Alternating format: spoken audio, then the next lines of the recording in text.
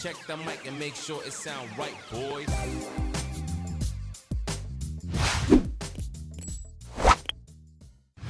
On va repasser au maillot. Du coup, je vais te demander de nous montrer le premier maillot de ta collection. Et je voulais te demander le dernier maillot que tu as rentré. Alors, ce maillot-là, c'est un maillot de Michael Pagis, voilà, donc boutique, full patch, voilà, le Eternity, Ah ouais, ok. le, le badge Ligue 1. C'est les premières saisons où l'OM a commencé à faire du full patch boutique, voilà. Ben, celui-là, concrètement, c'est, comme je t'ai dit, c'est saison 2006-2007, les vrais premiers souvenirs que j'ai de l'OM. Avec l'attaque de feu qu'on avait à l'époque, où on était plus en galère en défense, on avait des joueurs offensifs et on avait ce joueur, Michael Pagis, qui, on reprend souvent le terme de sous-côté, mais je suis complètement d'accord avec ce terme. C'est un joueur qui avait une patte exceptionnelle. Et d'ailleurs, j'en ai parlé l'autre fois avec Pierrick, ton premier invité de ton émission, de son but contre Lyon, où on met les deux buts, on perdait 1-0 en Coupe de France, et on met les deux buts, quasi, un à la 89e et un dans le temps additionnel. Ce jour-là, le Vélodrome avait tremblé. Et voilà, c'est mes premiers souvenirs foot. C'est vraiment, ça me rappelle une belle équipe de l'OM. Le maillot, tu vois, c'est pas un maillot qui est exceptionnel, hein. Moi, je le trouve pas forcément très beau, tu vois. Mais le joueur, la configuration, les souvenirs, et c'est pour ça qu'on collectionne. Enfin, moi, c'est pour ça que je collectionne, tu vois. C'est pas forcément que l'esthétique, quoi. Le maillot, pour l'anecdote, je l'ai eu à 25 euros. Donc, pour un full patch de cette époque-là, je trouve que c'est taille M. C'est très raisonnable. Voilà. Bah écoute, parfait. De ce fait, on continue. Je voulais que tu nous montres le maillot qui a le plus de valeur à tes yeux. Alors, je vais t'expliquer pourquoi ensuite. Donc, c'est là, tous les Marseillais, je pense, le reconnaîtront.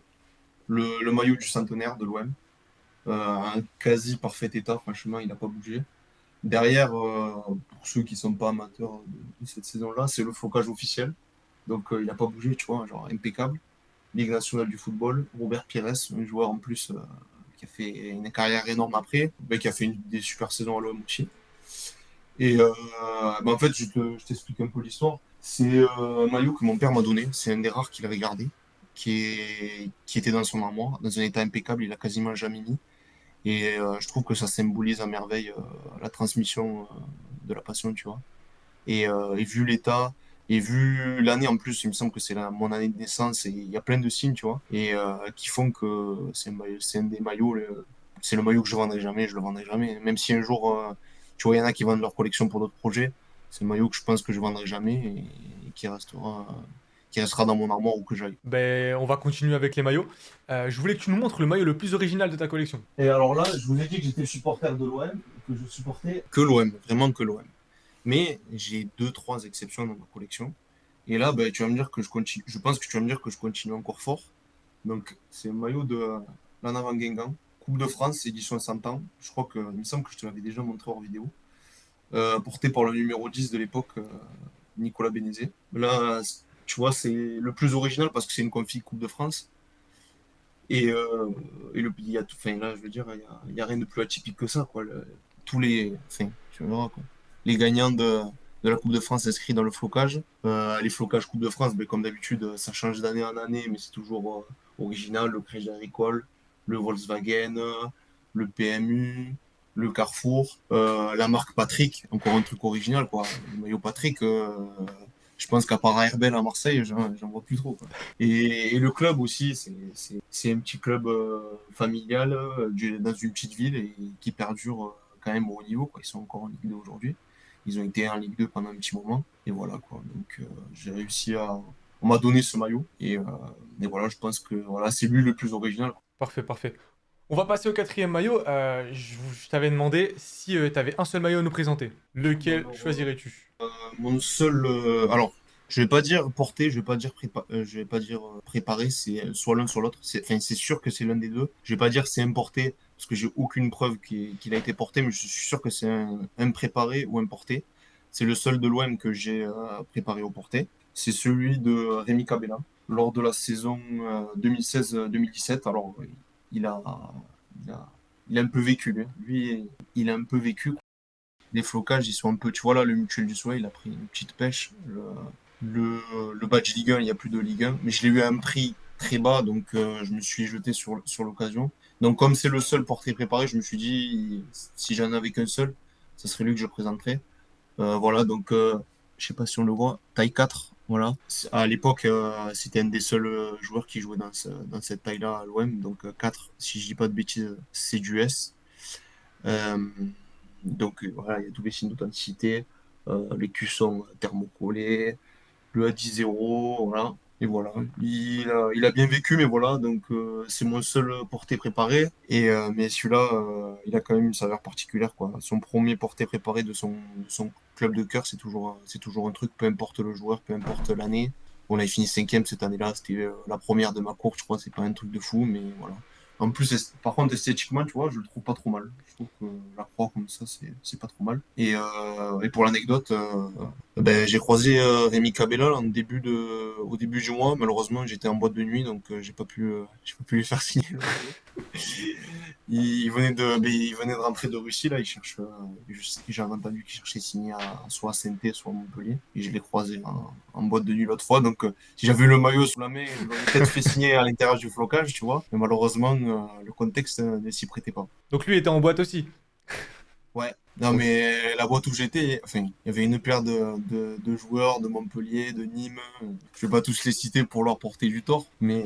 On n'est pas là, on n'est pas ici, enfin non, on n'est On pas n'est ici pas là, pour voilà, ça. on n'est pas- Ça Non, va. mais lui, il a pas de club, là, donc je peux me Ouais. permettre de le citer. Et en plus, pour le défendre, il me semble qu'il ne buvait rien du tout, il ne fumait rien du tout. Donc. En plus c'était pour la vanne, je me doutais très bien qu'il avait pas de club et qu'il avait aucun, il a pas de contrat de ce fait. En plus, Non, enfin, pour le coup, vraiment, là, on dévie un peu, mais il était tout à fait normal. alors là, on va passer à ce que les gens aiment bien. Ta meilleure affaire en termes de maillot. Alors là, peut-être que pour les gens, ça va pas être un truc de fou, mais pour les collectionneurs de l'OM, ça risque d'être un truc de fou. Stock Pro, 2017-2018, la saison où on va en finale d'Europa League. Voilà, attends, je te montre un peu les détails. Taille 8, voilà, manche longue, donc en L. Pas de flocage au dos, vierge, parfait, pas d'orange, rien du tout. Alors, c'est un maillot que moi, je m'en fous du prix, hein. C'est un maillot que j'ai acheté 60 euros. À la revente aujourd'hui, s'estime entre 150 et 200 euros. Ok. Pour un simple stock pro, pour l'OM, c'est assez rare. C'est un maillot qui, je sais pas pourquoi, il a une cote assez importante. Il a une cote assez importante. C'est un des stock pro. Tu vois, cette saison-là, ils ont commercialisé l'extérieur en manche courte, en stock pro, sur tous les sites. Le maillot, tu le trouves à 15 euros. Mais alors celui-là, commercialisé nulle part. Et tout le monde se jette dessus, tu vois. On est passé dans la bonne affaire. Maintenant, je vais te demander bêtement quel maillot t'a coûté le plus cher ou coûte le plus cher, c'est-à-dire un maillot qui a pris une cote folle. Réponse pas originale. Le maillot de cette saison, version pro et version Europe. Malheureusement, la boutique de l'OM, ils ont pas le. Pour avoir une compétition en plus, je voulais mettre le badge conférence. Ils l'ont pas, la boutique de l'OM. Donc j'ai dit, bon, on met l'Europa League et au dos, Guendouzi, voilà, qui est floqué sur ce maillot. Euh, que dire oui, j'ai voulu faire floquer Saliba sur ce maillot et malheureusement, plus de flocage Europe Saliba. Ah putain. Donc c'est pour témoigner de sa belle saison à l'OM. Alors, on va passer au prochain maillot, du coup, c'est pas une question. Je voulais que tu nous montres le maillot dont tu es le moins fier. Question que j'ai ajoutée il y a peu. Alors là, ça va faire référence. C'est pas une polémique ou quoi, c'est plus par rapport aux joueurs. Voilà, on est encore dans la polémique décidément ce soir. Benjamin Mendy. Je vais pas dire pourquoi, mais voilà, vous avez très bien compris pourquoi. Par contre, tu vois, il est sympa, full patch, manche longue, boutique, et bon, je suis le moins fier. Je suis fier de tous mes maillots, tu vois. Plus par rapport aux joueurs, mais c'est une config. Par contre, c'est une config assez sympa, full patch encore, ça fait plaisir, tu vois. C'était le maillot, par contre, là encore, ils avaient expérimenté le maillot effet jean, tu vois, genre, en fait, je sais pas si tu captes, mais Ouais, ouais, c'est je vois. comme si c'était un Levi's, tu vois. Enfin, c'est censé faire comme ça. Et du coup, voilà. Bon, bah, maillot suivant. Est-ce que tu peux nous montrer ton maillot le plus ancien? Mauvais souvenir pour l'OM, saison en Ligue 2.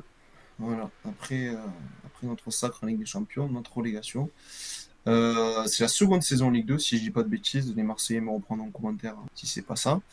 94-95, équipementier assez unique, hein, Reebok. Voilà, sponsor au reste, qui eux ils sont restés malgré notre relégation.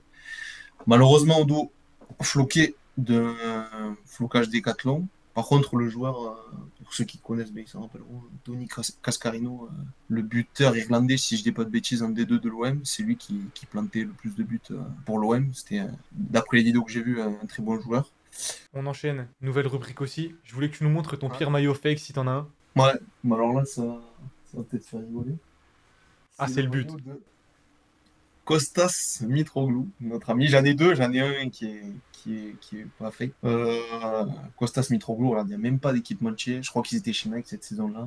Le beau Made in Thailand, la belle contrefaçon. Je vais vous dire, n'achetez pas de contrefaçon, mais j'en ai acheté. Voilà, les conseillers ne sont pas les payeurs. On a fini les maillots que je t'ai demandé, donc je t'avais posé quelques questions forcément en amont. Maintenant, c'est ton moment, tu peux nous montrer tous les maillots que tu veux, tu passes le temps que tu veux, nous raconter les anecdotes enfin, propres à ces maillots. Je te laisse carte blanche.